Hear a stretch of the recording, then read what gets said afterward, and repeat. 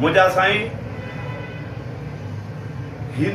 ही जेको सुर आहे सुघड़ाइप जो हिकिड़ी आराधी ॿोली आहे। तव्हांखे स्त्रियुनि जो बयानु ॿुधाइबो पर ॿाहिरों स्त्रियूं हूंदियूं अंदरों हिकिड़े ई मुड़ुस जूं ॿ घर वारियूं, छो त हो बख़्शल हो, ज़ात जो सूमरो हो। उन वटि इहे स्त्रियूं हुयूं। मदईजे जे शहर में स्त्रियूं कंदो हो। पोइ उन ते मुंहिंजे उस्ताद हुन जे मथां शेर ठाहियो। उस्ताद ईंदो नालो हुनजो पंजल शेर।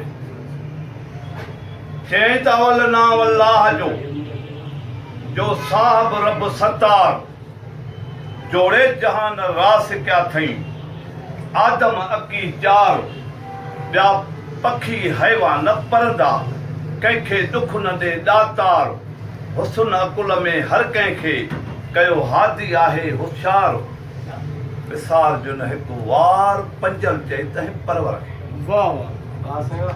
पंजल चई तंहिं परवर कई आहे साहब सतारी त हिकु ॾींहुं ॿुधी से हिकु का बेहद पहाड़ी त मदईअ में हिकु मर्द जो दुकानु आहे दरबारी बख़्शल नालो आहे भाऊ जो जंहिंजो बख़्त आहे बारी सखी मर्द आहे सूमरो शल हूंदसि जाइ जन्नत में जारी खटरी मिड़ई ख़ुशि हूंदा संगत असांजी सारी स्त्रियूं हुयूं उन इहे जवान वटि जन चुणपुण चूंगारी हिकु पॾे पई पांवर ते बि कोयलनि ते ही कारी पोइ तुर करे तयारी अची शोर मचायूं शेख जो।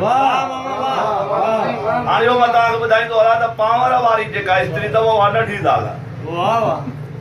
कोयलनि वारी हा वाह अची शोर मचायूं शेख चए त हीअ पांवर अची शोर मचायूं शेख चए त हीअ पांवर ते पई पॾे कांडरी जो ते कारी हा बार आहे बारी हिकिड़ो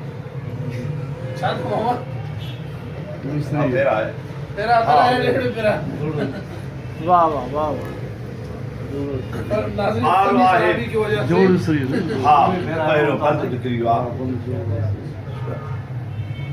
अची